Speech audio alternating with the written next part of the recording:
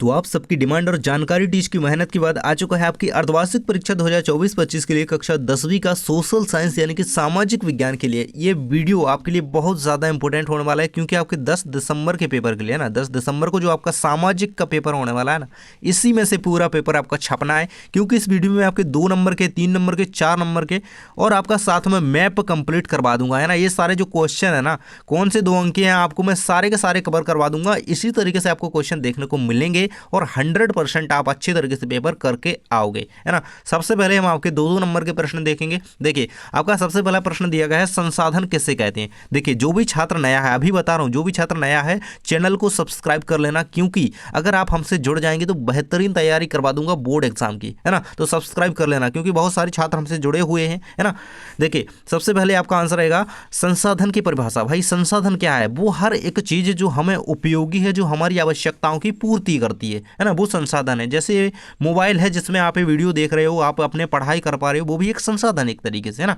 और वो संसाधन एक तरीके से 2 प्रकार के होते हैं, एक मानव संसाधन, मानवकृत संसाधन, एक प्राकृतिक संसाधन, है ना। प्राकृतिक संसाधन से आप समझ सकते हैं प्रकृति से जो हमें प्राप्त हुए। देखिए, हम परिभाषा लिखावट देखेंगे, हमारे पर्यावरण में उपस्थित प्रत्येक वस्तु, है ना, मतलब हमारे एनवायरनमेंट में जो भी वस्तु है जो हमारी आवश्यकताओं की, जो हमें नीड है, उसे पूरा कर रही है, उसे पूरा करने में प्रयोग की जा सकती है कुछ ऐसे साधन जिनकी तकनीक की सहायता से हम अपनी आवश्यकता को पूरा कर सकते हैं।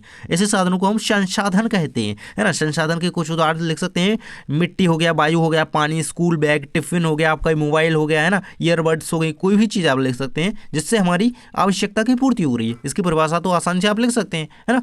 चलिए, नेक्स्ट क्वेश्चन आपका देख सकते हैं, मृदा अपरदन किससे कहते हैं। तो भाई, ये क्या है? मृदा का क्षय है एक तरीके से, है ना, मृदा का उड़ जाना, है ना। अच्छी मृदा का एक जगह से दूसरी जगह पर चला जाना, अवांछित स्थानों पर चला जाना, है ना। देखिए, तेज चलती हुई हवाएं, देखिए परिभाषा एक वे में लिखनी होती है। मैं आपको जो समझाता हूँ ना बोल करके, वो आपको समझाने के लिए, केवल आपके दिमाग में बैठाने के लिए है क्या चीजें, है ना। देखिए, आपको परिभाषा थोड़ी किताबी देखनी पड़ेगी, है ना, क्योंकि तेज चलती हुई हवाएं और भारी बारिश के कारण मृदा या मिट्टी का क्षय या अपरदन, जिससे मृदा उड़ करके अवांछित स्थानों पर चली जाती है ना। अवांछित स्थानों पर जाना ही ये क्या है? मृदा अपरदन कहलाता है, एक तरीके से क्षरण मृदा का, है ना। नेक्स्ट है हमारा मृदा संरक्षण के कोई 2 उपाय। भैया, बहुत ज्यादा रिपीट हुआ क्वेश्चन है आपका, 2 नंबर में लिख करके रख लो इस क्वेश्चन को, है ना। देख सकते हैं, ढलान वाले क्षेत्रों में घास और पेड़ लगाएं, है ना, ये संरक्षित कर रहे हैं, मृदा को बचा रहे हैं, है ना। कार्बनिक खादों का इस्तेमाल करें, कार्बनिक खादों का इस्तेमाल करें, और कृषि भूमि को प्रदूषण फैलाने वाले उद्योगों से दूर रखें, ना, ऐसे उद्योगों से जो कि मलबा छोड़ते हैं। नेक्स्ट है आपका काली मृदा की विशेषता लिखिए। भैया, ये आया हुआ क्वेश्चन है 2 नंबर में, तो इसको कंप्लीट कर लेना। काली मृदा की विशेषता रखेंगे आपकी काली मिट्टी, है ना। काली मिट्टी में आयरन, चूना, कैल्शियम, पोटास जो होता है, एल्यूमिनियम वगैरह, ये सारी तत्व पाए जाते हैं। यह मिट्टी बहुत उपजाऊ होती है। देखिए, कोई भी मिट्टी हो, आपको ये एक तो ये फेंकना ही है कि यह मिट्टी बहुत उपजाऊ होती है ना, इसकी उर्वरक क्षमता बहुत तेज होती है ना। ये लिखिएगा जरूर से, है ना। ये क्वेश्चन, ये एक आपका विशेषता बन जाती है ना। तो ये इसमें तत्व पाए जाते हैं। अब है लेटेराइट, जो कि आपकी लाल कलर की मिट्टी होती है। देखिए, इसमें क्या होता है, लेटेराइट मिट्टी का रंग। देखिए, लेटेराइट का अर्थ क्या है? लेटेराइट मतलब लाल कलर की मिट्टी, है ना। तो एक विशेषता इसकी यही हो गई कि ये लाल होती है ना, जिस पेन से मैं लिख रहा हूँ, है ना। लेटेराइट मिट्टी का रंग लेटेराइट मिट्टी का रंग गहरे लाल भूरे रंग से लेकर के जंग लगे लाल और बैगनी तक होता है ना। जंग का रंग कैसा होता है? थोड़ा लाल टाइप होता है ना। यह आयरन ऑक्साइड, है ना। आयरन किस तरीके से होता है ना, आप समझ सकते हैं, रेड कलर टाइप, है ना। तो इसी से याद रखिए, आयरन ऑक्साइड की मजबूती के कारण है, मतलब इसमें ये तत्व पाया जाता है, याद रखेंगे, ठीक है। नेक्स्ट है आपका, यह जो है, यह मिट्टी उष्ण कटिबंधीय और उपोष्ण कटि, उष्ण मतलब ये देखो गर्म स्थानों में पाई जाती है ज़्यादातर मिट्टी, लाल कलर की मिट्टी आप याद रखेंगे, है ना।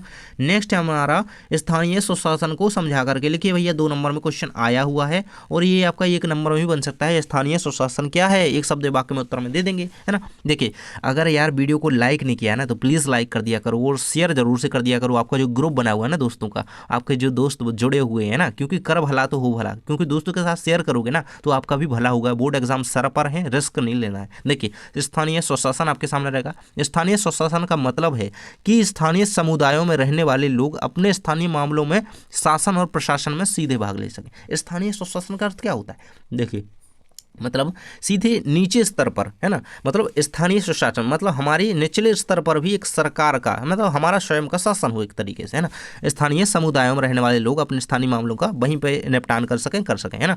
नेक्स्ट है आपका सत्ता का विकेंद्रीकरण किसे कहते हैं भैया, बहुत बार आया हुआ क्वेश्चन है ये, है ना। सत्ता का विकेंद्रीकरण का मतलब है सत्ता को केंद्र सरकार से लेकर के स्थानीय स्तर की सरकारों या संस्थाओं तक बांटना, है ना, इसी का पार्ट है स्थानीय सुशासन, है ना। मतलब केंद्र सरकार, देखिए केंद्र सरकार होती है केंद्र में, फिर होती है राज्य सरकार, ऐसे ये बट करके आते हैं कहाँ का, पंचायत तक आ जाते हैं, ना। तो मतलब सत्ता का विकेंद्रीकरण यही क्या है, स्थानीय स्तर तक सरकारों को बांटना एक तरीके से, यही सत्ता का विकेंद्रीकरण है। नेक्स्ट हमारा रहेगा निजी क्षेत्र से क्या आशय है, आप आंसर देख सकते हैं। निजी क्षेत्र अर्थव्यवस्था का वह हिस्सा होता है, देखिए अर्थव्यवस्था का एक क्षेत्र है ये, है ना, याद रखना इसको। निजी क्षेत्र अर्थव्यवस्था का वह पार्ट होता है जिसका स्वामित्व, नियंत्रण और प्रबंधन निजी व्यक्तियों या कंपनियों के पास होता है। निजी का अर्थ क्या होता है, प्राइवेट, है ना, प्राइवेट कंपनीज के पास जिनका स्वामित्व होता है, स्वामित्व मतलब अधिकार होता है एक तरीके से, ना, तो वो क्या है, एक निजी क्षेत्र हो जाता है। नेक्स्ट हमारा द्वितीयक क्षेत्र से क्या समझते हैं, देखिए अर्थव्यवस्था के द्वितीयक क्षेत्र को विनिर्माण क्षेत्र भी कहते हैं। यह वह क्षेत्र है जहां प्राथमिक क्षेत्र से प्राप्त कच्चे माल को संसाधित करके, है ना, तैयार माल बनाया जाता है। इस क्षेत्र में उद्यम एक तरह की वस्तु को दूसरी तरह में बदलते हैं, ना, मतलब गन्ना से चीनी बनाना, है ना, मतलब वो चूना पत्थर से सीमेंट बनाना, मतलब एक चीज़ से दूसरी चीज़ में जब परिवर्तित करके एक नया माल तैयार किया जाता है तो इसे क्या कहते हैं, ये द्वितीयक क्षेत्र के अकॉर्डिंग ये आता है ना। इसके उदाहरण हो जाते हैं ना, गन्ने से चीनी का बनाना, ये क्या है, द्वितीयक क्षेत्र के अकॉर्डिंग आएगा। नेक्स्ट है हमारा भाई मनरेगा के उद्देश्य, देखिए ये 2 नंबर या 3 नंबर में बनेगा, इसको बिल्कुल से कंप्लीट कर लेना। मनरेगा के उद्देश्य है ग्रामीण क्षेत्रों में बेरोजगारी कम करना और आजीविका की सुरक्षा का बढ़ावा देना, पर्यावरण की रक्षा करना और पारिस्थितिकी संतुलन को बढ़ाना। ग्राम सभाओं मतलब हित के कार्य हैं भैया, सबसे पहले तो आपको पर्यावरण के हित के बारे में इसमें बात की जा रही है ना। इंसानों के हित के बारे में बात की जा रही है, मतलब इंसानों के मतलब महिलाओं के, है ना, अनुसूचित जाति अनुसूचित जनजाति, इनके बारे में बात की जा रही है, इनकी भागीदारी जो है सुनिश्चित की जा सके, है ना। ग्राम सभाओं ग्राम पंचायतों के जरिए सहभागी लोकतंत्र, मतलब एक तरीके से जागरूकता फैलाना, है, याद कर लेना।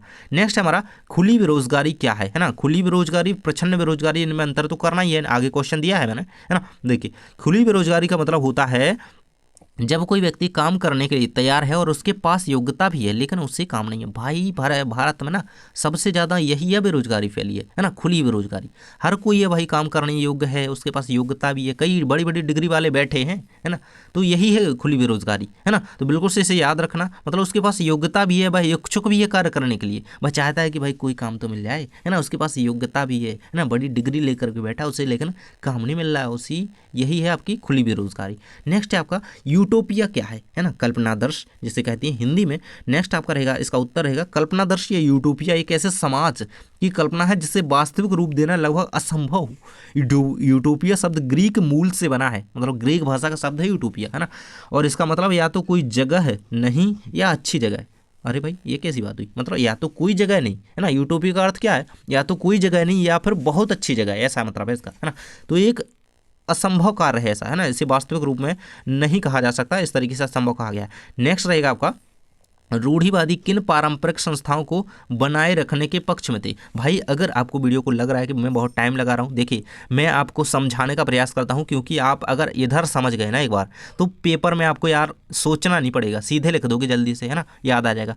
भले ही आप वीडियो को 2x में सेट कर लो लेकिन वीडियो भाई पूरा देखना, क्योंकि मैप तक चलना है हमें, पूरा पेपर कवर करना है ना, पूरा पेपर, तो बिल्कुल मैप तक चलना है और पूरा वीडियो देखना है। देखिए रूढ़िवादी किन पारंपरिक संस्थाओं को बनाए रखने के पक्ष में थे, तो रूढ़िवादी जो थे वो लोग पारंपरिक संस्थाओं जैसे चर्च, विरासत भवन और कई अन्य संस्थाओं को बचाना चाहते थे, है ना, चर्च वगैरह हो गई, है ना, इनको बचाना चाहते थे। नेक्स्ट हमारा बाल्कन क्षेत्र के अंतर्गत आने वाले प्रमुख राज्यों के नाम लिखिए। आंसर है आपका बाल्कन क्षेत्र में आने वाले प्रमुख 2 राज्यों के नाम रहे अल्बानिया और बुल्गारिया, है ना, इनको याद रखिएगा, ये ऐसे क्षेत्र हैं जो कि बाल्कन क्षेत्र के अंतर्गत आते हैं। ऑब्जेक्टिव में भी इससे क्वेश्चन आ सकता है। नेक्स्ट क्वेश्चन भैया हमारा आ जाता है उदारवाद का अर्थ समझाइए, है ना, 2 नंबर में ये क्वेश्चन भाई कई बार आया है क्वेश्चन, बिल्कुल याद कर लो इसे, है ना। उदारवाद क्या होता है, लिबरलिज्म, वह विचारधारा है जिसके अंतर्गत मनुष्य को विवेकशील प्राणी मानते हुए सामाजिक संस्थाओं को मनुष्य की सूझबूझ और सामूहिक प्रयास का परिणाम समझा जाता है। उदारवाद की उत्पत्ति 17वीं शताब्दी के प्रारंभ में देखी जा सकती है। जॉन लॉक को उदारवाद का जनक माना जाता है। भाई मैंने ये हाईलाइट करके लिख दिया क्योंकि ऑब्जेक्टिव में क्वेश्चन इससे आ सकता है, तो बिल्कुल से याद कर लेना। जॉन लॉक को क्या उदारवाद का जनक किसे कहा जाता है? किसे? जॉन लॉक को। लॉक ताला है ना। नेक्स्ट हमारा बहिष्कार का अर्थ स्पष्ट कीजिए, है ना। बहिष्कार मतलब किसी भी चीज को त्याग देने एक तरीके से, है ना। बहिष्कार आमतौर पर नैतिक, सामाजिक, राजनीतिक या पर्यावरणीय कारणों के लिए विरोध की अभिव्यक्ति, मतलब विरोध करना, उस चीज को त्यागने के लिए अपनी धमकी देना एक तरीके से, है ना, उसका विरोध करना के रूप में किसी व्यक्ति, संगठन या देश के उपयोग से स्वैच्छिक और जानबूझकर रोकथाम का कार्य है एक तरीके से, है ना, मतलब उस चीज को रोके रखना, है ना। तो ये हो जाता है आपका बहिष्कार। नेक्स्ट है हमारा, भारतीयों ने साइमन कमीशन का विरोध क्यों किया? भैया very very most important question है और अब आपको बताना है कमेंट में। ये तो मैं बताऊंगा नहीं कि साइमन कमीशन भारत कब आया था, जल्दी से बता दो कि साइमन कमीशन भारत कब आया था, किस सन में आया था।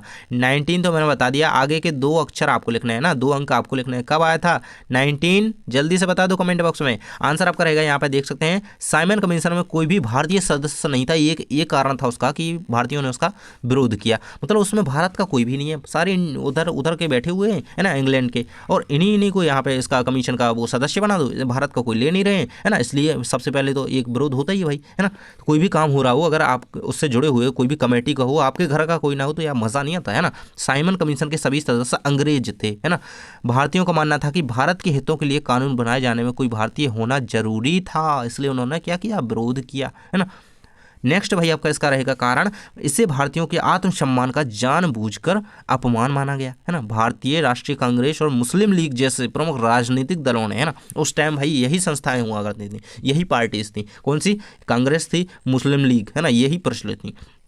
इन्होंने इस दल का आयोग का बहिष्कार किया और उनका मानना था कि केवल ब्रिटिश सदस्यों वाला आयोग भारत की जरूरतों और आकांक्षाओं को समझने में सक्षम नहीं होगा, है ना। तो इस तरीके से आप इनके ये 2 याद रखिएगा, 2 कारण। नेक्स्ट है अब आपका, दबाव समूह क्या है? देखो दबाव समूह के संदर्भ में कहा जा सकता है कि जब कोई संगठन आपके अपने सदस्यों के हित की पूर्ति के लिए राजनीतिक सत्ता को प्रभावित करता है और उनकी पूर्ति के लिए दबाव डालता है, तो उस संगठन को दबाव समूह कहते हैं। इसे याद रखना भैया, क्वेश्चन रिपीट हुआ क्वेश्चन है, इंपॉर्टेंट क्वेश्चन है। नेक्स्ट है आपका, निरंकुशवाद को परिभाषित कीजिए। निरंकुशवाद का अर्थ है ऐसी शासन व्यवस्था जहां किसी एक व्यक्ति या पार्टी के पास सर्वोच्च शक्ति होती है। निरंकुश शासक के फैसले किसी बाहरी कानूनी प्रतिबंध या लोकप्रिय नियंत्रण से नहीं बंधे होते हैं, है ना। तो निरंकुशवाद शासक के बारे में समझाया गया। नेक्स्ट आपका रहेगा, सतत पोषणीय विकास क्या है? सतत पोषणीय विकास क्या है? मतलब आपका रहेगा, विकास का मतलब है कि विकास के दौरान पर्यावरण को नुकसान ना पहुंचाना, मतलब हमारा विकास भी चलता रहे और हम पेड़ भी ना काटें और हमारी हवा भी गंदी ना हो, मतलब हम विकास तो करना ही है। सतत पोषणीय विकास का यही अर्थ होता है कि हम अगर विकास कर रहे हैं तो हम पर्यावरण को सुरक्षित रखते हुए विकास करें और पर्यावरण को बिना नुकसान पहुंचाए, नुकसान नहीं पहुंचाना, और भविष्य की ज़रूरतों को भी ध्यान में रखना है। मतलब वो चीज़ हो भी जाए, विकास हो भी जाना चाहिए, नहीं तो हम यही सोचते रहें यार कि इधर यार ये जंगल है और हम इधर विकास करेंगे तो ये सारा कुछ चल रहा है, नहीं, उसको भी देखना है और साथ में हमें भविष्य की ज़रूरत का भी ध्यान रखना है। इसमें प्राकृतिक संसाधनों का इस्तेमाल इस तरह से किया जाता है कि लंबे समय तक टिकाऊ रहें और वर्तमान और भविष्य की पीढ़ियों को फायदा पहुंचाएं, है ना। ये आपका सतत पोषणीय विकास रहेगा। नेक्स्ट आपका रहेगा, भू संक्षरण के उपाय बताइए। आंसर आप देख सकते हैं यहाँ के, भू संक्षरण के लिए उपाय अपनाए जा सकते हैं कौन कौन से? वन संरक्षण और वृक्षारोपण। तो भाई वृक्षारोपण अगर आप ज़्यादा से ज़्यादा करेंगे, ये बाढ़ नियंत्रण में भी उपयोगी है ना। वृक्षारोपण, वृक्ष ज़्यादा से ज़्यादा लगाइए, है ना। वनों की अंधाधुंध कटाई से मृदा अपरदन होता है, इसलिए वनों का संरक्षण किया जाना चाहिए, है ना। वृक्षारोपण, वन संरक्षण एक ही बात है, बस दोनों को अलग अलग तरीके से कह दिया, है ना। एक है वृक्ष लगाना, एक है वृक्ष बचाना, है ना, बस 2। नेक्स्ट है आपका, प्रति व्यक्ति आय किसे कहते हैं? प्रति व्यक्ति आय क्या है? बहुत ज़्यादा इंपॉर्टेंट क्वेश्चन है आपका। किसी क्षेत्र में प्रति व्यक्ति आय या औसत आय उस क्षेत्र में रहने वाले लोगों की औसत आय को कहा जाता है। इसकी गणना इस तरह की जाती है, क्षेत्र की कुल आय को कुल जनसंख्या से भाग दे दिया जाता है तो वहाँ की प्रति व्यक्ति आय हमें प्राप्त हो जाती है ना। जीडीपी या सकल राष्ट्रीय आय को जनसंख्या से भाग देना, है ना, इससे हमें जो है प्रति व्यक्ति आय प्राप्त हो जाती है।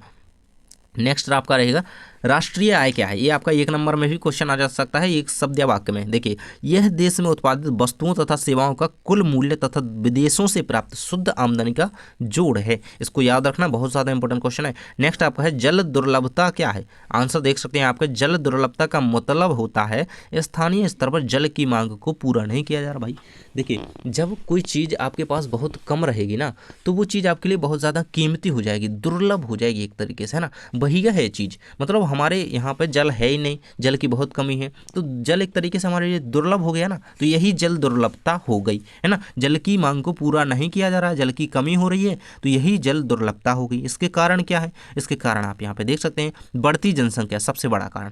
नेक्स्ट है आपका कम वर्षा और मौसमी वार्षिक वर्षा में भिन्नता, जल संसाधनों का अत्यधिक दोहन, है ना, जल बहुत ज़्यादा बगराया जा रहा है। नेक्स्ट आपका जल प्रदूषण, शहरीकरण और औद्योगिकरण, ये आपके इसके कारण है, किसके, जल दुर्लभता के कारण। आपके सामने 5 कारण दिए गए हैं, कोई 3 आप याद कर लेंगे तो 2 आप एग्जाम में लिख करके आएंगे। नेक्स्ट भाई आपका रहेगा असहयोग आंदोलन, ये आपका 3 नंबर ये क्वेश्चन है।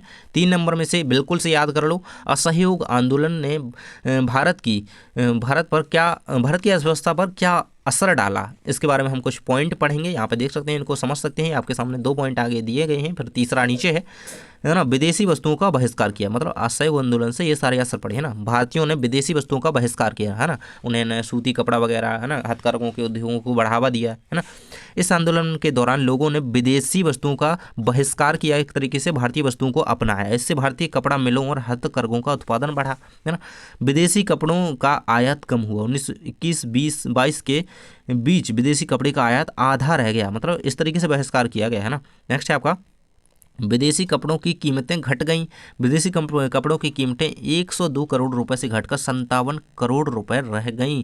विदेशी रेस्टोरेंट और शराब की दुकानों पर असर पड़ा, है ना। विदेशी रेस्टोरेंट जो है बंद हो गए, शराब की दुकानों पर धरना प्रदर्शन किए गए, है ना, कुछ ऐसे हुए। नेक्स्ट है आपका जलियांवाला बाग हत्याकांड पर टिप्पणी लिखिए। बिल्कुल ये क्वेश्चन आपको 3 नंबर में देखने को मिलने वाला है। 100% क्वेश्चन है कि बोर्ड एग्जाम में और आपकी हाफ ईयरली में आने वाला है क्वेश्चन। बिल्कुल इसे को कर लेना भैया, अच्छे से याद कर लो, है ना। देख सकते हैं अब जलियांवाला बाग हत्याकांड हुआ कब था, कहाँ हुआ था, है ना। इसका प्रमुख जो वो था वो करने वाला जनरल डायर, है ना, इसने किया था। इसका ये अमृतसर में हुआ था। लोकेशन क्या रहेगी, अमृतसर। और तारीख क्या रहेगी, 13 अप्रैल सन 1919, है ना। रोलैक्ट एक्ट इसी के आसपास हुआ था, है ना। याद रखना इसको। जलियांवाला बाग हत्याकांड कब हुआ था, 13 अप्रैल सन 1919 को अमृतसर पंजाब में, है ना। देखिए इसमें हुआ क्या था, इस पर आपको टिप्पणी लिखनी होती है। ये यहाँ पे थोड़ा शॉर्ट लिखा हुआ है, आप थोड़ा और लंबा लिख लीजिएगा, है ना, 2-3 लाइन्स और, है ना। जनरल डायर ने जलियांवाला बाग में मेला देखने आए निर्दोष लोगों पर गोली चलाने के आदेश दिए। बाहर जाने के सारे रास्ते बंद कर दिए गए थे ताकि अंग्रेजी ताकत के गुस्से से कोई न बच सके। इस गोलीकांड में कई लोगों की जान चली गई और उनसे कई गुना अधिक लोग घायल हो गए, है ना। मतलब सीधे यार जलियांवाला एक बाग है, एक, है ना, एक गार्डन एक तरीके से है ये। और हत्याकांड से कब से कह दिया गया, जब यहाँ पे इतने लोगों की हत्याएं कर दी गई, गोली कांड हुआ, गोली चला दी गई, है ना। तो यहाँ पे ये पढ़ लीजिएगा। नेक्स्ट आपका रहेगा यहाँ पे सामाजिक विभाजन किस तरह से राजनीति को प्रभावित करता है, ये आपके उसके कारण दिए गए हैं। देख सकते हैं सामाजिक विभाजन राजनीति पर हानिकारक और सकारात्मक दोनों तरह के प्रभाव डालते हैं। सामाजिक विभाजन राजनीतिक दलों के बीच प्रतिस्पर्धा को बढ़ाते हैं, मतदान को प्रभावित भी करते हैं। अलग अलग सामाजिक मतलब समाज के अलग अलग विभाजन, समाज कितने भागों में बटा हुआ है, कई लोग अलग अलग संकाय के हैं, अलग अलग समाज के, है ना। तो इसी तरीके का विभाजन, है ना। मतदान को तो प्रभावित करते ही, है ना। किसी क्षेत्र में अगर किसी एक जाति की जनसंख्या है तो उस तरीके से वहाँ पे वोटिंग हो जाती है ना, कट जाते हैं, मतदान को प्रभावित करते हैं, है ना। अलग अलग समुदाय में अविश्वास पैदा करते हैं, समाज को विभाजित करने की प्रवृत्ति रखते हैं, बिल्कुल से याद रखना। नेक्स्ट आपका रहेगा आरक्षित वनों से क्या तात्पर्य है ना। देखिए देश के आधे से अधिक वन क्षेत्र आरक्षित वन घोषित किए गए हैं। जहां तक वन और वन्य प्राणियों के संरक्षण की बात है, आरक्षित वनों को सबसे अधिक मूल्यवान माना जाता है। वे ऐसे स्थायी वन क्षेत्र हैं जिनका रखरखाव इमारती लकड़ी, अन्य वन पदार्थों और उनके बचाव के लिए किया जाता है ना। तो ये क्या है, एक ऐसे क्षेत्र होते हैं आरक्षित वन जहाँ पे वनों को मतलब सुरक्षित रखा गया है, उसमें रहने वाले जीव जंतुओं को, वनों को सुरक्षित रखा है। किस लिए, उनसे इमारती लकड़ी की प्राप्ति हो सके, ठीक तरीके से उनका रखरखाव हो सके, है ना। अन्य वन पदार्थ औषधियाँ वनों से प्राप्त हो सके, है ना। कई पदार्थ ऐसे होते हैं जो वनों से प्राप्त होते हैं ना। आपका रहेगा अगला क्वेश्चन, जैव विविधता को प्रभावित करने वाले कोई दो कारक, है ना। और जैव विविधता क्या है, ये करना ही है ना। ये आपका 1 नंबर में आ जाएगा अगर इतना सा आएगा तो, है ना। और इसके मानव जीवन के लिए क्यों महत्वपूर्ण है, तो ये आपका 3 नंबर में पूरा क्वेश्चन बनेगा। और ये आपका 2 नंबर वाला क्वेश्चन दिया गया है ऊपर, है ना। जैव विविधता को प्रभावित करने वाले कारक, फर्नीचर के लिए लकड़ी की मांग बढ़ी है, इससे पेड़ कटे हैं, है ना। यही तो जैव विविधता को प्रभावित कर रहा है। जलावन के लिए लकड़ी का प्रयोग किया जा रहा है ना।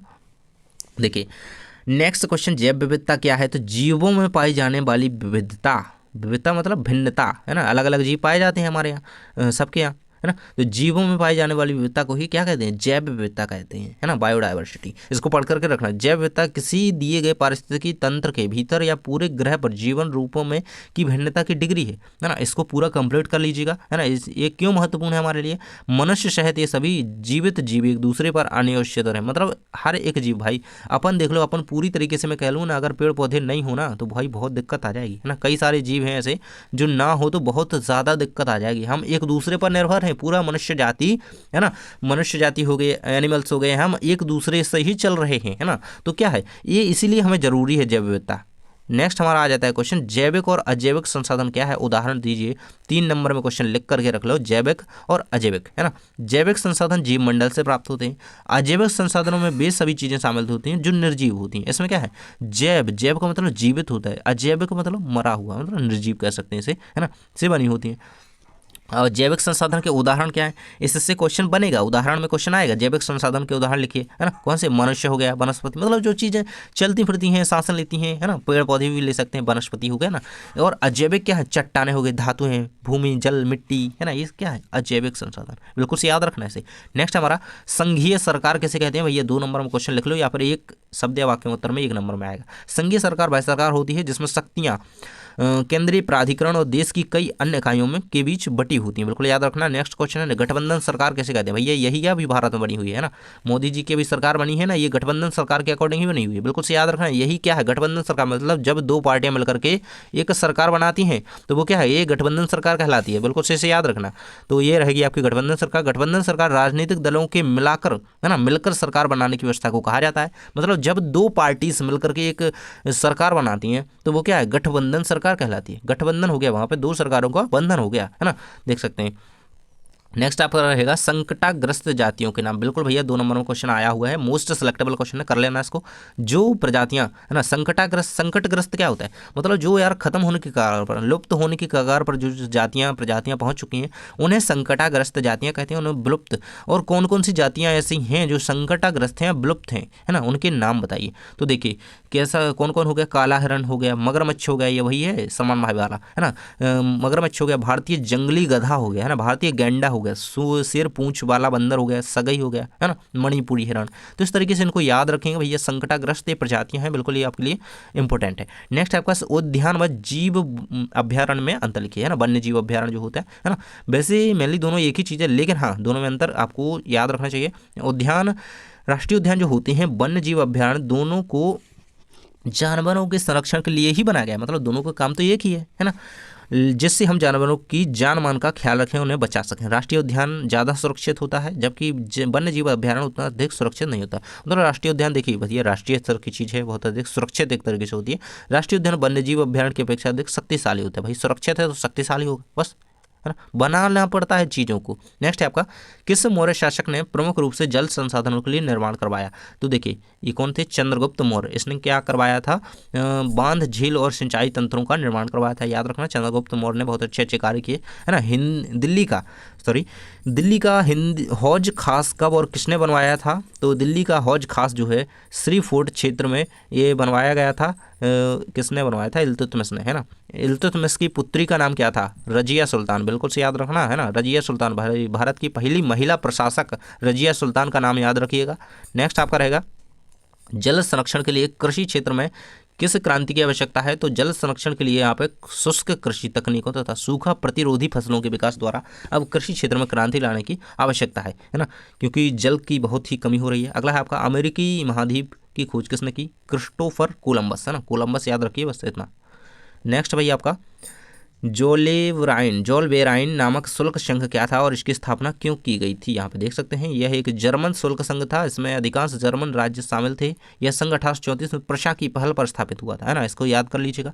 नेक्स्ट हमारा क्वेश्चन रहेगा, किस राज्य में हर घर, है ना, तमिलनाडु पहला ऐसा राज्य है जहाँ पर देखिए हर घर छत पर वर्षा जल संग्रहण करने का यहाँ पे योजना एक तरीके से कही गई है ना। मतलब तमिलनाडु राज्य की सरकार ने कहा है कि अपने अपने घरों पर, है ना, जब बारिश हो तो अपने घरों की छत का जो पाइप होता है नीचे पानी कराने का, उसे बंद कर लो, घर छत पर पानी रोक के रखो, वो आप यूज़ में लो पानी, है ना। एक तरीके से यहाँ पे ये रहेगी। नेक्स्ट आपका सकल घरेलू उत्पाद जीडीपी क्या है, किसे कहते हैं? मोस्ट इंपोर्टेंट क्वेश्चन है भैया, जीडीपी से क्वेश्चन आता ही आता है। जीडीपी का फुल फॉर्म कमेंट बॉक्स में लिख देना है आपको, है ना। जो होशियार बच्चे होंगे भैया जल्दी से लिख देंगे, है ना, जीडीपी का पूरा नाम जल्दी से बता दीजिए। सकल घरेलू उत्पाद एक विशिष्ट समय अवधि में देश की, है ना, सीमाओं के भीतर उत्पादित सभी तैयार वस्तुओं और सेवाओं की मौद्रिक मूल्य होता है। और सकल घरेलू उत्पाद जो कि आज यार हर एक चीज़ पे जीडीपी लगा हुआ है अपने देश में, है ना, हर एक चीज़ पे, है ना। सकल घरेलू उत्पाद किसी देश को मापने का सबसे अच्छा तरीका है ना, इसको याद रखना, ये थोड़ा गलती है। नेक्स्ट है आपका मानव विकास सूचकांक क्या है, ये रहेगा आपके सामने। संयुक्त राष्ट्र विकास यूएनडीपी, देखिए मानव विकास सूचकांक की रिपोर्ट कौन जारी करता है? तो ये करता है आपका संयुक्त राष्ट्र विकास कार्यक्रम यूएनडीपी, इसको याद रखना भैया, यही है इसकी रिपोर्ट जारी करता है। यह बतलाता है कि किसी देश के लोग अपनी बुनियादी चीज़ों शिक्षा, स्वास्थ्य और जीवन, मतलब जीवन स्तर कैसा है, सक्षम है, उसे भाई जी पा रहे हैं, उन सुख सुविधा मिल रही हैं, स्वास्थ्य सुविधा मिल रही है, शिक्षा मिल रही है ना। तो ये सारी चीज़ें बताने का ये एक संस्था है एक तरीके से यूएनडीपी, है ना। संयुक्त राष्ट्र विकास कार्यक्रम नियमित रूप से अलग अलग देशों की प्रगति बताने के लिए मानव विकास सूचकांक जारी करता है। इस सूचकांक से देशों की रैंकिंग होती है ना भाई। नेक्स्ट क्वेश्चन हमारा आ जाता है, धारणीय विकास से क्या आशय है? आप आंसर देख सकते हैं। धारणीय विकास एक ऐसा विकास है जो कि भावी पीढ़ियों की आवश्यकताओं की पूर्ति की क्षमता से समझौता किए बिना वर्तमान पीढ़ी की आवश्यकताओं की पूर्ति करे, है ना, इसे एक याद कर लेना। नेक्स्ट हमारा खुली बेरोजगारी और प्रच्छन्न बेरोजगारी के बीच अंतर लिखिए भैया, बहुत ज़्यादा इंपॉर्टेंट क्वेश्चन है ये आपका, इसे कंप्लीट कर लेना। खुली बेरोजगारी मैंने समझा दी है, प्रच्छन्न बेरोजगारी, इन दोनों में अंतर कर लेना, मैंने बोला था, इसको कर लेना, इंपॉर्टेंट है। नेक्स्ट आपका पहाड़ी क्षेत्रों में मिट्टी के कटाव को नियंत्रित करने के कोई दो उपाय लिखिए, तो देख सकते हैं 2 उपाय आपके सामने दिए गए हैं। पर्वतीय क्षेत्रों में सीढ़ीनुमा खेत बना करके और वृक्षारोपण द्वारा भूमि के कटाव को रोका जा सकता है। वृक्षारोपण बहुत ज़्यादा इंपॉर्टेंट है ना। और एक आप वन संरक्षण भी लिख सकते हैं। वनों के लाभ बताइए, कोई 3 लाभ बताने हैं, 3 नंबरी क्वेश्चन है आपका वनों के लाभ के अकॉर्डिंग, है ना। ये रहेगा आपका सामने आना है क्वेश्चन, वनों के लाभ, वन संरक्षण के उपाय बताइए, है ना, ये इससे क्वेश्चन आना है। देखिए वनों से हमें इमारती लकड़ी, ईंधन, कागज के लिए लकड़ी प्राप्त होती है, साथ ही वे वर्षा लाने में भी बहुत सहायक होती हैं, वायु प्रदूषण को भी कम करते हैं। मतलब इतनी सारी विशेषताएं इसमें लिख दी गई हैं, लाभ लिख दिए गए हैं एक ही पॉइंट में, है ना। वन जो है मृदा अपरदन को रोकते हैं, जंगली पशुओं को आवास प्रदान करते हैं, बाढ़ की गति को रोकते हैं, है ना। इनमें हमें महत्वपूर्ण जड़ी बूटियाँ, औषधियाँ कई प्रकार की, है ना, लकड़ियाँ, है ना, प्राप्त होती हैं इमारती। नेक्स्ट हमारा वन्य प्राणी संरक्षण क्यों आवश्यक है? मोस्ट इंपोर्टेंट क्वेश्चन है भैया, रिपीट हुआ क्वेश्चन है। वनों के साथ साथ वन्य जीव भी मानव के लिए महत्वपूर्ण संसाधन है, क्योंकि पारिस्थितिक संतुलन बनाए रखने में इसकी महत्वपूर्ण भूमिका होती है ना। ये पूरा याद रखना। वन संरक्षण क्यों आवश्यक है, वन्य प्राणी संरक्षण क्यों आवश्यक है? क्योंकि देखिए एक तरीके से ये जैव जो विविधता है उसके लिए भी आवश्यक है। जैव विविधता को बनाए रखने के लिए, पर्यावरणीय संतुलन बनाने के लिए भी जो वन्य प्राणी है उनका संरक्षण आवश्यक है ना, याद रखना। नेक्स्ट क्वेश्चन हमारे सामने दिया गया है, जो कि आपका 3 अंकीय रूप में क्वेश्चन रहेगा आपका, या फिर 4 नंबर में भी आ सकता है, है ना। देखिए भारत एक संघीय देश है, कोई 3 उदाहरण देकर के समझाइए, है ना। देखिए तो सत्ता का विभाजन, संविधान स्पष्ट रूप से केंद्र और राज्य सरकार के बीच विधायी सरकारों अधिकारों को 3 हिस्सों में बांटता है। ये 3 सूचियाँ इस प्रकार हैं, संघ सूची, समवर्ती सूची और राज्य सूची। अब भाई आपको बताना है कि शिक्षा को किस सूची के अंतर्गत रखा गया है, जल्दी से कमेंट में लिख करके बता दो। शिक्षा, है ना, इन्हीं 3 में से एक सूची के अंतर्गत शिक्षा को रखा गया है, जल्दी से आप बता दीजिए, है ना। ये जो 3 स्तरीय व्यवस्था है, संघीय व्यवस्था के अंतर्गत अलग अलग स्तर की सरकारें एक ही नागरिक समूह पर शासन करती हैं, किंतु कानून बनाने, कर वसूलने, प्रशासन कर का उनका अपना अपना अधिकार क्षेत्र होता है ना। मतलब अलग अलग प्रकार के डिपार्टमेंट हैं भाई, है ना। कर वसूलने का अलग है, इनकम टैक्स है ना, ये सारे कुछ, तो इसे कंप्लीट कर लीजिएगा। नेक्स्ट हमारा ये अगला ही पॉइंट इसी का दिया गया है, शक्तिशाली न्यायपालिका, ये हमारी संघीय शासन व्यवस्था में है।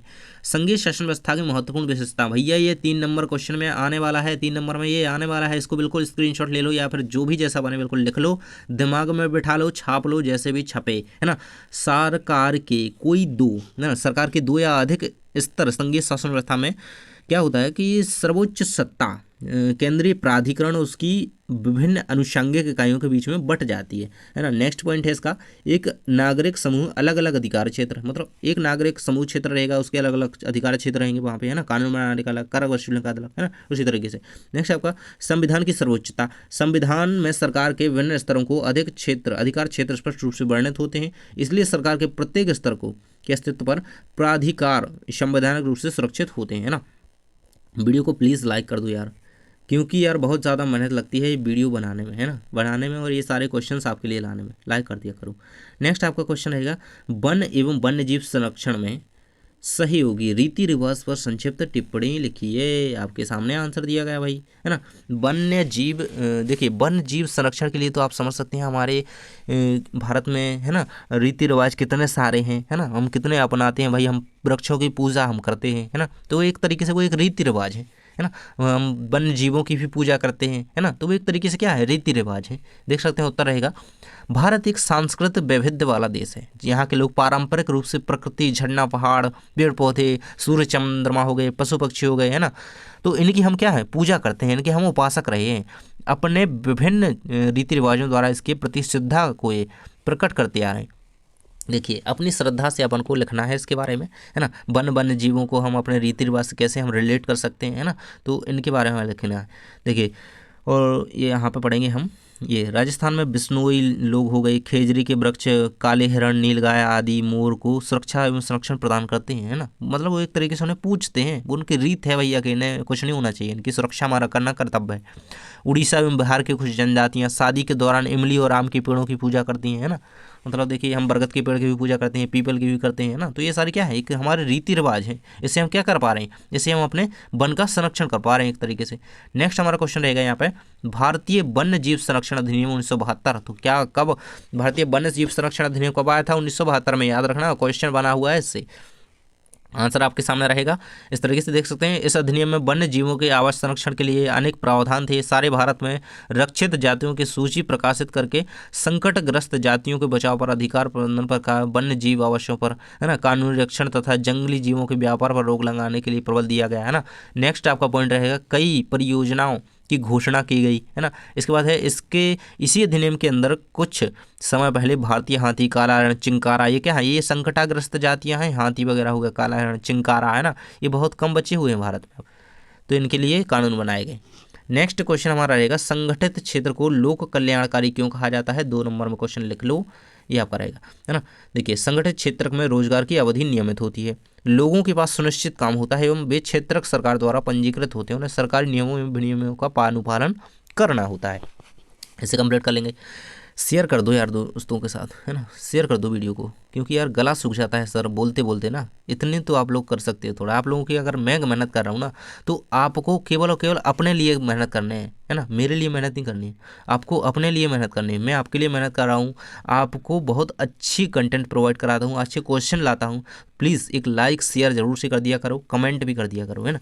अतीत में देशों को जोड़ने वाला मुख्य माध्यम क्या था, यह अलग कैसे हो गया, है ना। अभी हम मैप नीचे कंप्लीट करेंगे, क्योंकि फुल वीडियो हो चाहे लंबा हो जाए पूरा कवर करेंगे, है ना। देख सकते हैं ये आपके सामने आंसर रहेगा। अब मैं जल्दी जल्दी करवाता हूँ सीधे, है ना। देखिए विश्व व्यापार संगठन क्या था, संक्षिप्त में बताइए, आपके सामने आंसर है विश्व व्यापार संगठन, जिसे WTO कहा जाता है, एक ऐसा संगठन है जिसका ध्येय अंतर्राष्ट्रीय व्यापार को उदार बनाना है ना। अंतर्राष्ट्रीय व्यापार को क्या है, उदार बनाना है। विकसित देशों की पहल पर शुरू किया गया विश्व व्यापार संगठन है एक तरीके से, है ना। विश्व व्यापार संगठन इस तरीके से ये बाजार संगठन है ना, इसको याद रखना।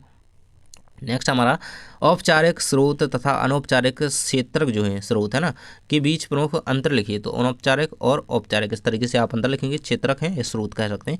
ये स्रोत जो है भारतीय रिजर्व बैंक की निगरानी में कार्य करते हैं, ये जो है सरकारी संगठन की निगरानी में कार्य करते हैं। औपचारिक क्षेत्रों में क्या होता है, ऋण पर ब्याज दर कम होती है, इसमें क्या होती है, ब्याज दर अधिक होती है। ये सरकार द्वारा बनाए गए नियम होते हैं, क्योंकि ये सरकार के निगरानी में काम करते हैं, रिजर्व बैंक की, है ना, तो इसमें क्या होता है, ऋण कम होता है, वो ब्याज कम मिलता है। ये सरकार द्वारा बनाए गए नियमों और का पालन करते हैं, ये किन्हीं नियमों तथा विनियमों का पालन नहीं करते हैं। मतलब इनके लिए कोई नियम कानून नहीं है ही नहीं भाई, ये सरकार के नियमों का पालन करेंगे, है ना। नेक्स्ट है आपका आवश्यकताओं के दोहरे संयोग को समझाइए। ये क्वेश्चन आया हुआ है इसलिए मैंने दिया है यहाँ पे, इसको कंप्लीट कर लीजिएगा भैया। नेक्स्ट क्वेश्चन आपका रहेगा मुद्रा के 3 कार्य लिखिए भैया। 3 नंबर में क्वेश्चन को लिख लो। विनिमय का माध्यम भैया, तो विनिमय का माध्यम मतलब एक जगह से दूसरी जगह मुद्रा जाती है ना, आती है। और भोग में, व्यापार में, है ना, मुद्रा भाई मुद्रा से ही क्या चीज़ चल रही है, हर चीज़, है ना। नेक्स्ट आपका वस्तु विनिमय प्रणाली की सीमा कौन सी है, और वस्तु विनिमय प्रणाली क्या है ना। वस्तु विनिमय प्रणाली क्या है, इसकी परिभाषा अगर आती है तो कमेंट बॉक्स में लिख देना, है ना। लिखोगे तो याद हो जाएगी और कुछ नहीं होगा, है ना। वस्तु विनिमय प्रणाली की विशेषताएं बताएंगी हैं, सीमाएं बताएंगे, सॉरी। दोनों पक्ष एक दूसरे से चीज़ें खरीदने और बेचने की सहमति रखते हो। मतलब यार मेरे पास चावल है, तुम मुझे क्या दाल दे दो, मैं तुम्हें चावल दे दूंगा और तुम मुझे दाल दे दोगे, है ना। तो हम दोनों एक दूसरे से क्या है, सहमत हो कि भाई हाँ ऐसा करना है। नहीं मैं कह रहा हूँ है मुझे नहीं देना, तुम कहो कि हाँ ले लो यार प्लीज़ यार ले लो ले लो ले लो, नहीं तो ऐसा नहीं, दोनों लोग यहाँ पे सहमत होने चाहिए, है ना। बहुत सी वस्तुएं ऐसी हैं जिन्हें विभाजित नहीं किया जा सकता, जैसे भाई गाय है तो वो तो वस्तु विनिमय प्रणाली में है ना। कई चीज़ें ऐसी हैं, है ना, जिन्हें विभाजित बांटा नहीं जा सकता। वो आपने एक कहानी देखी होगी, एक दो भाई होते हैं, वो कहते हैं कि अब गाय है भाई, गाय को कैसे बांटा जाए, तो वो एक कहता है तुम चराओगे, मैं इसका दूध दुहाऊंगा, है ना। तो इस तरीके से, है ना, ये चीज़ें हैं, कुछ विभाजित नहीं की जा सकती। वस्तुओं का मूल्य निर्धारण करना अति कठिन होता है, इसमें बहुत अधिक समय लगता है ना। नेक्स्ट है आपका विकास के लिए ऋण की भूमिका लिखिए, है ना। ये आपके सामने आंसर रहेगा। विकास, सभी व्यावसायिक क्रियाओं का विकास एक अच्छी ऋण प्रणाली पर निर्भर करता है। नेक्स्ट क्वेश्चन हमें कंप्लीट कर लेना है, इसको पूरा कर लेना है ना। नेक्स्ट आपका रहेगा संघात्मक सरकार और एकात्मक सरकार में अंतर। बिल्कुल 4 नंबर में लिखा रख लो इसको, है ना। 4 नंबर में आएगा ही आएगा ये क्वेश्चन। संघात्मक सरकार में शक्तियाँ केंद्र राज्यों में बटी होती हैं। एकात्मक सरकार में केंद्र के पास शक्ति पूरी तरीके से होती है। संघात्मक सरकार में स्थानीय इकाइयों का एक विशेष और संवैधानिक दर्जा होता है। केंद्र सरकार उन्हें अपनी इच्छानुसार नहीं बदल सकती, है ना। और एकात्मक सरकार में स्थानीय शासन की इकाइयाँ केंद्र सरकार की गतिविधि मात्र होती हैं और केंद्र सरकार चाहे जब उसे परिवर्तन कर सकती है। अपने यहाँ कौन सी शक्ति है, संघात्मक सरकार है अपने यहाँ, है ना, याद रखना। संघात्मक सरकार के लिए लिखित संविधान होना आवश्यक है, अपना तो है ही। एकात्मक सरकार के लिए कोई भी लिखित संविधान होना जरूरी नहीं है ना। नेक्स्ट आपका रहेगा समर्थक ऋणाधार से क्या आशय है ना। समर्थक ऋणाधार ऐसी संपत्ति है जिसका मालिक कर्जदार है और इसका इस्तेमाल वह उधारदाता को गारंटी के रूप में देता है जब तक ऋण का भुगतान नहीं हो जाता। यदि कर्जा उधार वापस नहीं देता उधारदाता को भुगतान की प्राप्ति के लिए संपत्ति या संबंध, मतलब हम देते हैं ना अपनी चीज़ों को, अपनी गाड़ी वगैरह को, है ना, एक तरीके से रख देते हैं भाई कि इसके बजाय हमें ये चीज़ दे दो, पैसा दे दो, ज़मीन रख देते हैं ना, गिरवी रख देते हैं ना।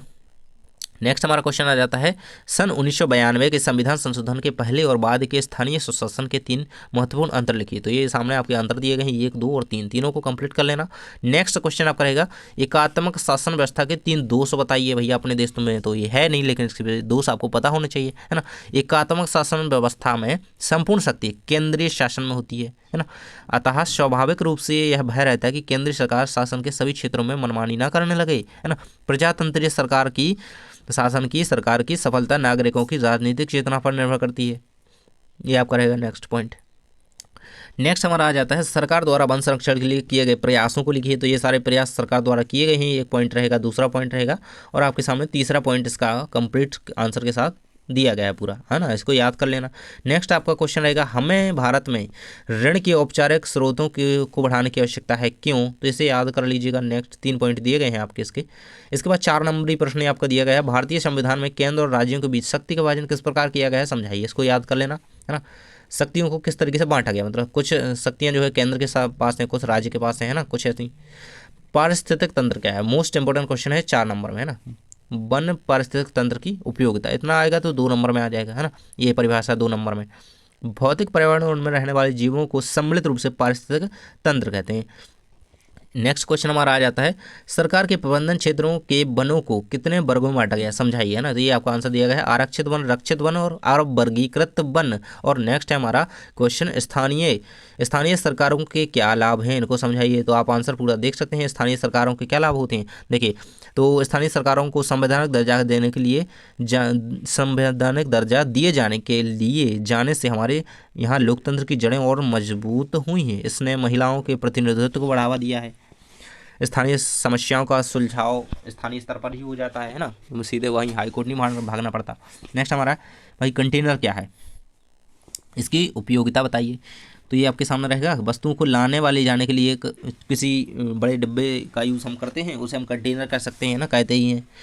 नेक्स्ट हमारा रहेगा विकेंद्रीकरण क्या है ना, अभी हमने पढ़ा था ना सत्ता का विकेंद्रीकरण, ये वही विकेंद्रीकरण है ना। जब केंद्र और राज्य सरकार से शक्तियां लेकर स्थानीय सरकार को दे दी जाती हैं तो इसे सत्ता का विकेंद्रीकरण कहते हैं। याद रखना, विकेंद्रीकरण के लाभ क्या है, स्थानीय लोगों से को बेहतर समझ। विकेंद्रीकरण के पीछे बुनियादी सोच यह है कि अनेक मुद्दों और समस्याओं का निपटारा स्थानीय स्तर पर ही हो जाएगा, सीधे हमें सुप्रीम कोर्ट नहीं भागना पड़ेगा, है ना। ये रहेंगे आपके। नेक्स्ट है आपका, गांधी जी ने असेहू आंदोलन को वापस क्यों ले लिया, है ना। देखिए, बहुत ही हानि वगैरह हुआ, हिंसक टकराव के में बदल गया जब, तो उन्होंने कहा भाई इसे वापस, क्योंकि वो हिंसा नहीं चाहते थे, है ना, ऐसी चीज़ नहीं चाहते थे। 5 फरवरी 1922 में उत्तर प्रदेश के गोरखपुर जिले में चोरा चोरी की जो घटना हुई थी, है ना, वहाँ पे एक सीधा जो कहें कि एक पुलिस स्टेशन जला दिया गया था, है ना, जिसमें कई सारे जो हैं पुलिस वाले जल करके राख हो गए थे, समझ सकते हैं। 5 फरवरी सन 1922 को ये चोरी चोरा कांड हुआ था, इसको याद रखना। नेक्स्ट है आपका, राष्ट्रीय ग्रामीण रोजगार गारंटी अधिनियम 2005 के प्रावधान बताइए। तो इसके अंतर्गत देखिए, योजना के तहत हर साल किसी भी ग्रामीण परिवार के वयस्क सदस्य को कम से कम 100 दिनों का जो है रोजगार मिले। रोजगार की मांग करने वाले और अकुशल शारीरिक काम करने के लिए लोगों को ही यह रोजगार मिलता है, ये मिलना चाहिए, है ना। नेक्स्ट आपके दिए गए हैं, ये सारे दिए गए हैं इसके कार्य। रोजगार के दौरान अगर मजदूर को चोट लगती है तो उसका मुफ्त में इलाज किया जाए, है ना। अगर मजदूर अपंग हो जाता है तो मर जाता है तो उसे 25,000 रुपये मिलते हैं। काम स्थान पर पीने का पानी, बच्चों के रहने की जगह और प्राथमिक चिकित्सा की सुविधा होनी चाहिए, है ना। ये सारी जो है वहाँ पे दी जानी चाहिए। नेक्स्ट है आपका, भारत में रोलेक्ट एक्ट के विरोधी क्यों थे। भाई ये साइमन कमीशन के विरोधी क्यों थे और रोलेक्ट एक्ट के विरोध में क्यों थे, है ना। ये क्वेश्चन दोनों इंपॉर्टेंट है, कर लेना इनको, है ना। ये कब आया था, सन 1918 ईस्वी में अंग्रेजी सरकार ने रोलेक्ट एक्ट की अध्यक्षता में रोलेक्ट की अध्यक्षता में एक समिति नियुक्त की, जिसका उद्देश्य भारत में क्रांतिकारी आंदोलनों को रोकने के लिए कानून बनाया गया, जिसे क्या रोलेक्ट एक्ट कहा गया, है ना। याद रखना, इसे बहुत ज़्यादा इंपॉर्टेंट है ना, इसको पूरा याद कर लेंगे। नेक्स्ट है आपका, ऋण के औपचारिक और अनौपचारिक स्रोतों में, है ना, इसे हम कंप्लीट कर चुके हैं, इसे कंप्लीट कर लीजिएगा। नेक्स्ट हमारा आ जाता है नमक मार्च, है ना, नमक यात्रा, दांडी यात्रा जिसे कहते हैं, है ना। नमक यात्रा 12 मार्च सन 1930 को गांधी जी दांडी मार्च या नमक आंदोलन शुरू किया था गांधी जी ने, है ना। तो उनके साथ 78 विश्वस्त अनुयायी शामिल थे। महात्मा गांधी और उनके अनुयायी 24 दिनों तक पैदल चले और साबरमती से, अभी जो हम नमक खा पा रहे हैं ना इतना सस्ता, ये गांधी जी की बदौलत है ना। तो इसको बिल्कुल से याद रखना। नेक्स्ट हमारा क्वेश्चन रहेगा, साइमन कमीशन क्या था, भारतीयों ने इसका विरोध क्यों किया। क्वेश्चन रिपीट हो गया, इसको कंप्लीट कर लेना। नेक्स्ट क्वेश्चन हमारा रहेगा, एजेंडा 21 क्या है ना, एजेंडा 21 क्या है। तो यह एक घोषणा है जिसे 1992 में ब्राजील के शहर रियो डी जेनेरो में संयुक्त राष्ट्र पर्यावरण और विकास सम्मेलन UNCED के तत्वाधान में राष्ट्राध्यक्षों द्वारा स्वीकृत किया गया था, जिसमें क्या कहा गया, सिद्धांत रहे इसका उद्देश्य जो है वैश्विक सतत विकास को प्राप्त करना है। यह है पर्यावरणीय क्षति, गरीबी, बीमारी आदि से लड़ने के लिए, मतलब स्वास्थ्य सुविधाएं पूरी तरीके से होनी चाहिए, ऐसा लड़ने का एक एजेंडा है। इसका प्रमुख उद्देश्य भूमंडलीकृत सतत पोषणीय विकास हासिल करना है। सतत पोषणीय विकास अभी हमने पढ़ा इसको, है ना, क्या है ना, अभी पढ़ा ना हमने, है ना, मतलब विकास भी होता रहे, हमारी पर्यावरण को भी कोई नुकसान ना पहुंचे। नेक्स्ट है हमारा सन 1830 की जुलाई क्रांति का फ्रांस पर क्या प्रभाव पड़ा, बिल्कुल से इसे याद कर लेना। नेक्स्ट है भारतीय संविधान में वर्णित संघ सूची, संघ राज्य सूची, समवर्ती सूची, इन तीनों को पढ़ लेना, है ना। मोस्ट इंपोर्टेंट क्वेश्चन है ये, है ना। संघ सूची में मूल रूप से 97 विषय थे, इसमें क्या है, राज्य सूची में अभी 61 विषय हैं, समवर्ती सूची में 52 विषय शामिल हैं, है ना। देखिए ये रहेगा आपके सामने, ये पूरा का पूरा आंसर कंप्लीट भाई कर लीजिएगा। नेक्स्ट क्वेश्चन हमारा रहेगा, कर्जदाता कर्ज देते समय ऋणाधार की मांग क्यों करते हैं। भाई अगर मैंने तुम्हें कर्ज दे दिया और तुमने वापस नहीं दिया तो मैं क्या कर लूँगा, है ना। तो ऋणाधार की मांग इसलिए करते हैं, मतलब कोई ऐसी चीज़ तो हो जिसके अकॉर्डिंग हम दे सकें भाई, है ना। तो ये ऋणाधार की मांग इसलिए ही की जाती है। इसके आगे हमारा क्वेश्चन दिया गया है, पहाड़ी क्षेत्रों में मिट्टी के कटाव को नियंत्रित करने के कोई 2 उपाय लिखिए, है ना। इसको कंप्लीट कर सकते हैं। तो पहाड़ी क्षेत्र में इसे हम कंप्लीट शायद कर चुके हैं, बांध बनाकर, है ना, पेड़ लगाकर, वृक्षारोपण, मैंने बताया ना यार। संसाधनों के अति दोहन से उत्पन्न होने वाली कोई 2 समस्याएं लिखिए। आपके सामने आंसर रहेगा पर्यावरणीय समस्याएं, सामाजिक समस्याएं, है ना, इनको कंप्लीट कर लेना। नेक्स्ट क्वेश्चन है, इटली के एकीकरण के मुख्य कर्णधार कौन थे, है ना। जुजेपी गरिबल्दी, काउंट काबाउर और विक्टर इमानुएल, इनको कंप्लीट कर लेना, है ना। इसके मुख्य कर्णधार थे। इसका है सार्वजनिक क्षेत्र और निजी क्षेत्र, इसको कंप्लीट कर लेना भैया। ये या तो 2 नंबर में आ जाएगा या फिर 4 नंबर में पूरा लॉन्ग क्वेश्चन आ जाएगा, है ना। तो इसको कंप्लीट कर लेना। नेक्स्ट हमारा पूर्वी तट के नदी डेल्टा में किस प्रकार की मिट्टी पाई जाती है भैया। तो वहाँ पे बहुत ही अच्छी बढ़िया चिकनी मिट्टी पाई जाती है जो कि जलोढ़ मिट्टी कहलाती है ना, जलोढ़ मिट्टी है ना। इसकी प्रमुख विशेषताएं याद होनी चाहिए, ये 3 नंबर में बिल्कुल से आने वाली हैं। 3 नंबर में ये लिखा रख लो क्वेश्चन, जलोढ़ मिट्टी की विशेषताएं लिखिए। जलोढ़ मिट्टी में रेत, गाद और मिट्टी के विभिन्न अनुपात होते हैं। ये मिट्टी बहुत उपजाऊ होती है। इनमें देखिए हर मिट्टी में भाई क्या पाया जाता है, ये पोटास वगैरह ये सारे कुछ जो तत्व होते हैं पाए जाते हैं। बिल्कुल बिल्कुल लिखना है ना, रंग लिख देना उसका है ना। ये थोड़ी भूरी भूरी मिट्टी होती है इस तरीके से। संघीय शासन व्यवस्था की 3 विशेषताएं लिखिए। तो 2 स्तरीय सरकारें होती हैं, शक्ति का वितरण होता है, संवैधानिक स्थिति होती है ना। हमारे यहाँ संघीय शासन व्यवस्था ही है। नेक्स्ट हमारा खादर और बांगर में अंतर, भाई 2 नंबर या 3 नंबर में क्वेश्चन लिखा रख लो, इसको आने वाला है। ये खादर और बांगर दोनों को कर लेना बिल्कुल अच्छे तरीके से है ना। ये नए जलोढ़ होते हैं, ये प्राचीन जलोढ़ होते हैं। कंकड़ तथा कैल्शियम कार्बोनेट पाया जाता है। अधिक बारीक और रेतीली मिट्टी होती है। बार बार इसका नवीकरण नहीं होता है, इसका नवीकरण हो जाता है। इसका नदी से दूर ऊंचे स्तर पर पाई जाती है, नदी के पास डेल्टा में पाई जाती है ना। नेक्स्ट हमारा विस्तार पूर्वक बताएं कि मानव क्रिया किस प्रकार प्राकृतिक वनस्पति जाति और प्राणी जगत के लिए है ना हानिकारक है, ह्रासकारक है ना भाई, है ही है ना। पूरा मनुष्य जाति ही तो बिगाड़ रहा है पूरा तंत्र जो हमारा है ना। देख सकते हैं मानव अपने स्वार्थ के अधीन होकर ईंधन के लिए, कृषि के लिए वनों की अंधाधुंध कटाई कर रहा है। शहरीकरण के लिए एक तरीके से ना, उद्योगों का कूड़ा कचरा खुले स्थान पर फेंका जाता है, भूमि प्रदूषण होता है। वृक्षों की अंधाधुंध कटने के कारण पर्यावरण को नुकसान होता है, जैसे वर्षा का कम होना है ना, इस तरीके से। अगला आ जाता है जलोढ़ मिट्टी की विशेषताएं, ये अभी मैंने करवा दी, इनको कंप्लीट अच्छी तरीके से कर लेना। 3 नंबर में क्वेश्चन आने वाला है। नेक्स्ट हमारा रहेगा संसाधन किसे कहते हैं, इसके 4 प्रकार, ये 4 नंबर में बनेगा है ना। संसाधन किसे कहते हैं ये मैंने करवाया ना, ये 2 नंबर में आपका बिल्कुल आएगा। और इसके उदाहरण याद कर लेना, मिट्टी, वायु वगैरह। संसाधन के प्रकार नवीकरणीय, अनवीकरणीय, ये मुख्यतः प्रकार होती हैं।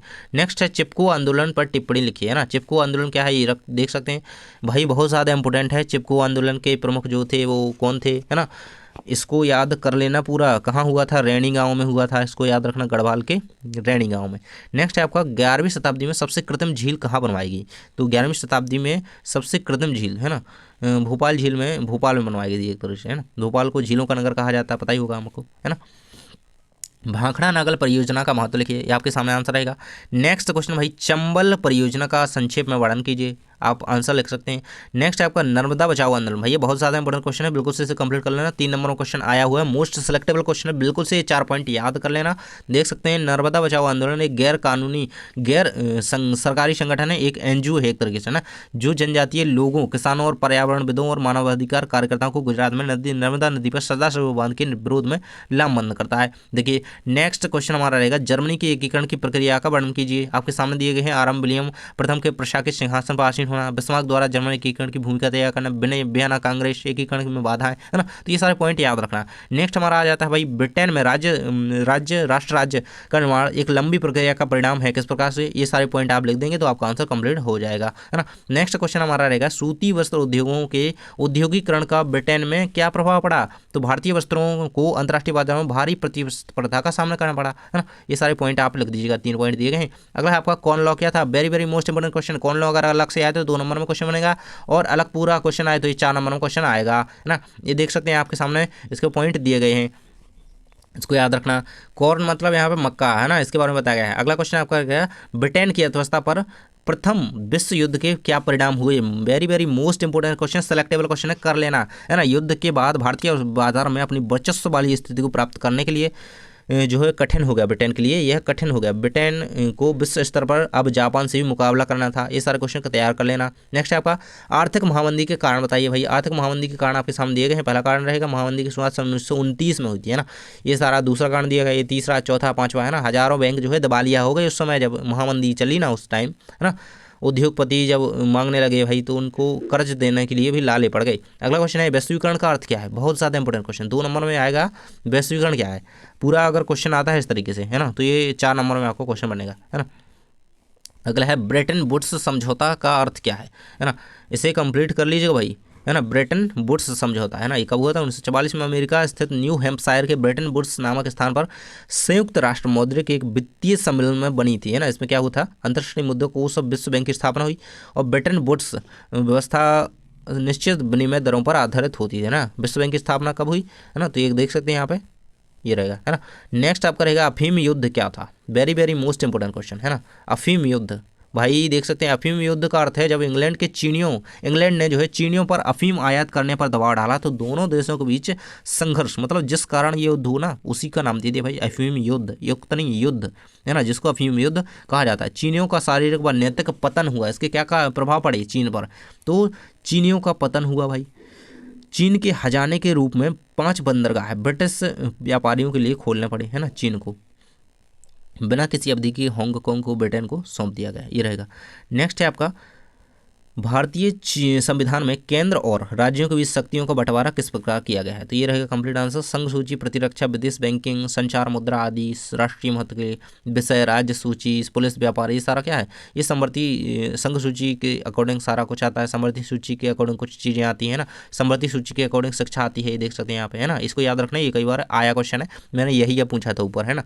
देखिए वैसे तो मुझे नहीं लगता कि अभी तक कोई बच्चा बचा हुआ होगा वीडियो में, है ना, क्योंकि बच्चे वीडियो छोड़ करके चले जाते हैं फेक पेपर देखने, है ना। अगर आप अभी तक हैं तो भाई बता देना, टाइम का स्टैम्प डाल देना, मैं देख लूँगा भाई कि अभी तक कौन बच्चा बचा हुआ है। बहुत कम बच्चे होंगे, मैप हमें नीचे कंप्लीट करना है अभी, है ना, कोई नहीं देखता यार इतनी वीडियो देर तक, है ना। अनेक समस्याओं का निपटारा स्थानीय स्तर पर हो जाता है, ये स्थानीय सरकार के महत्व या लाभ एक तरीके से हो जाते हैं, इनको याद कर लेना। नेक्स्ट है हमारा एकात्मक और संघात्मक, है ना, इसको कर लेना। इसमें केंद्र सरकार शक्तिशाली होती है, इसमें केंद्रीय सरकार अपेक्षाकृत कमजोर होती है ना, इसको पूरा कंप्लीट कर लीजिएगा। 4 नंबर में आएगा आपका। पंचायतों की भाई मुख्य परेशानियाँ क्या है उनका वर्णन करें, है ना। जागरूकता का अभाव होना, धन का अभाव होना, अधिकारियों की मनमानी होना, है ना, ये भाई छोटे स्तर पर होता है, ऐसा सब कुछ होता है ये। नेक्स्ट है आपका भारत एक संघीय व्यवस्था वाला देश है, इस तथ्य को साबित करने के मुख्य सिद्धांत लिखिए, तो क्या भारत में केंद्र, राज्य और स्थानीय तीनों स्तर पर सरकारें हैं। भारत में एक लिखित और विस्तृत संविधान है, ये सारी चीज़ें होनी चाहिए जब संघीय व्यवस्था वाला देश कोई बन सकता है ना। क्या होना चाहिए, संविधान होनी चाहिए, है ना, तीनों स्तर पर सरकारें होनी चाहिए, प्रत्येक स्तर की सरकार के अधिकार क्षेत्र संविधान में वर्णित होने चाहिए, है ना। नेक्स्ट है आपका संविधान के मौलिक प्रावधानों को कोई एक स्तर की सरकार अकेले नहीं बदल सकती, मतलब यार केंद्र सरकार सोचे कि मैं यार कुछ संविधान में चेंजेस कर देता हूँ, कुछ नए कानून डाल देता हूँ, कुछ हटा देता हूँ, तो वो नहीं कर सकता, किसी में इतनी औकात नहीं है ना। तो सर्वोच्च न्यायालय जो है संविधान की व्याख्या का अधिकार है, मतलब यही इसकी जो है संरक्षण करेगा, यही इसकी व्याख्या करेगा, है ना। ये सारे पॉइंट याद कर लेना। नेक्स्ट है आपका संघवाद की किन्हीं 3 बुराइयों की व्याख्या कीजिए, तो केंद्रीय सरकार का अधिक शक्तिशाली होना, संविधान संशोधन का अधिकार केवल केंद्र को ही प्राप्त होता है, संसद को अधिक अधिकार होना, धन संबंधी अधिकारों का केंद्र के पास अधिक होना, केंद्र सरकार का राज्य सरकारों के मामले में अनावश्यक हस्तक्षेप, ये रहेगा। नेक्स्ट है आपका संघीय व्यवस्था की 4 विशेषताएं, देख सकिए आपके सामने रहेगा आंसर पूरा, है ना। सरकार एक से अधिक प्रकार की होती है, सत्ता का विभाजन होता है, प्रत्येक सरकार का अपना क्षेत्राधिकार निश्चित होता है, दोनों सरकारें एक ही नागरिक समूह पर कार्य करती हैं, तो ये 4 नंबर में कर लेना। नेक्स्ट भाई क्वेश्चन रहेगा आपका भारत की भाषा नीति की कोई 4 विशेषताएं, भाई ये भाषा नीति की विशेषताएं आपके सामने देखें। भारतीय संविधान में किसी भी भाषा को राष्ट्रभाषा का दर्जा नहीं दिया गया है। कोई आपसे पूछेगा भारत की राष्ट्रीय भाषा कौन सी है, तो भाई भारत की तो कोई राष्ट्रभाषा है ही नहीं, है ना, भारत की कोई राष्ट्रभाषा नहीं है, याद रखना ऐसे, है ना। भारतीय संविधान में 22 भाषाओं को अनुसूचित भाषा का दर्जा दिया गया है। केंद्र सरकार ने हिंदी के साथ अंग्रेजी को राजकीय कामों में प्रयोग की अनुमति दी है ना। अंग्रेजी बहुत ज़्यादा चल रही है यार। नेक्स्ट आपका विकेंद्रीकरण के क्या लाभ हैं, कोई 3 लाभ लिखिए। विकेंद्रीकरण हमने पढ़ा, सत्ता का विकेंद्रीकरण हमने पढ़ा, है ना। इसके लाभ क्या है, तो विकेंद्रीकरण का अर्थ होता है सत्ता का बंटवारा। विकेंद्रीकरण से तानाशाही प्रवृत्ति की समाप्ति होती है, मतलब एक स्तर पर स्थानीय स्तर पर जब सरकार चली जाएगी भाई तो अच्छा ही होगा, है ना। स्थानीय स्तर पर समस्याओं का समाधान हो जाता है, प्रजातांत्रिक मूल्यों की कोर शक्ति मिलती है। इन्हें याद कर लेना चारों पॉइंट्स को, वही 4 नंबर में क्वेश्चन बन सकता है ना। या फिर ये लाभ जो है 2 नंबर में भी आ सकते हैं, है ना, तो कर लेना है। नेक्स्ट है आपका भारत में पंचायती राज की 3 विशेषताओं को वर्णन कीजिए, है ना। तो स्थानीय स्तर पर सरकारों का गठन, समस्याओं का स्थानीय स्तर पर निपटारा, समय और धन की बचत, स्थानीय लोगों को अपनी जिम्मेदारी का एहसास हो और जागरूकता बढ़े। पंचायतों की 3 परेशानी, तो जागरूकता का अभाव पंचायतों के चुनाव से, है ना, गुटबंदी की, धन का अभाव अधिकारियों की और जागरूकता का अभाव। नेक्स्ट है हमारा मुद्रा का अर्थ एवं कार्य का वर्णन कीजिए। मुद्रा का अर्थ क्या होता है, मुद्रा विनिमय का एक माध्यम है ना, जो कि एक माध्यम विनिमय के रूप में एक तरीके से, है ना, पैसे के रूप में स्वीकार की जाती है, जैसे नोट सिक्के हो गए। कार्य क्या है मुद्रा के, मूल्य का मापन करना, मूल्य का संचय करना, स्थगित भुगतान का मान करना। साख का आधार है मुद्रा, है ना, याद रखना। साख का आधार खालिस्तान है क्या, मुद्रा। नेक्स्ट है गृह ऋण लेने के लिए ऋणी को कौन सी औपचारिकताएं करनी पड़ती है ना। भाई हमें होम लोन लेना है तो भाई हमें इसके लिए क्या क्या हमारे पास एलिजिबिलिटीज़ होनी चाहिए भाई। देखिए पहले, सबसे पहले आय के स्रोत का प्रमाण देना होगा, भाई करते क्या हो भाई, चुका पाओगे कि नहीं, रोजगार का रिकॉर्ड दिखाना होगा। नए मकान के कागज बैंक को सौंपने होंगे, है ना, जो जिसके लिए आप होम बनाने के लिए वो ले रहे हो ना पैसा, उसके कागज आपको दिखाने होंगे, ज़मीन के, है ना, देने होंगे। बैंक संतुष्ट नहीं होता है तो वह एक या दो व्यक्तियों की गारंटी लेता है ना। पांचवा क्या पॉइंट रहेगा, गारंटी देने वालों से ऋण का भुगतान लिया जाता है। अगर भाई मतलब पड़ोसी से ले लेते हैं ना कभी कभी गारंटी, है ना, अच्छा आपने जानते हो, आप थोड़ा बता दो इनके बारे में, है ना, वो गारंटी ले लेते हैं। अगर आपने नहीं चुकाया ना तो वो उसके पीछे पड़ जाएंगे, भाई तूने गारंटी दी थी, आज तुझे देखता हूँ मैं, है ना, ऐसा होता है। नेक्स्ट आपका समर्थक ऋणाधार क्या है, उदाहरण सहित बताइए। देखिए उधारदाता उधार प्राप्तकर्ता से समर्थक ऋणाधार के रूप में परिसंपत्तियों की मांग करता है, जिन्हें बेचकर वह अपनी ऋण राशि की ऐसी वसूली कर सके। ये परिसंपत्तियां ही समर्थक ऋणाधार कहलाती हैं, है ना। उदाहरण क्या हो, कृषि भूमि, जेवर, मकान, ये सारी चीज़ें हो गई। नेक्स्ट आपका क्या कारण है कि कुछ व्यक्तियों या समूहों को बैंक कर्ज देने के लिए तैयार नहीं है। देखिए तो ग्रामीण क्षेत्रों में बैंकों की अनुपस्थिति, एक तरीके से समर्थक ऋणाधार ना होना, जरूरी कागजात ना होना, सबसे बड़ी समस्या है ग्रामीण क्षेत्रों में। और ऋण की शर्तें पूरी ना कर पाना, भाई लोन तो चाहिए है, वो शर्तें पूरी करनी पड़ेंगी, जब ना देता है बैंक, ऐसी थोड़ी दे देता है। वस्तु विनिमय प्रणाली की कोई 3 सीमाएं लिखिए, आप देख सकते हैं वस्तु विनिमय प्रणाली क्या है। सीमाएं हमें शायद पढ़ चुके हैं ऊपर, है ना। धन या मूल्य के संचयन में कठिनाई होती है, जब वस्तुओं का विनिमय कठिन हो जाता है।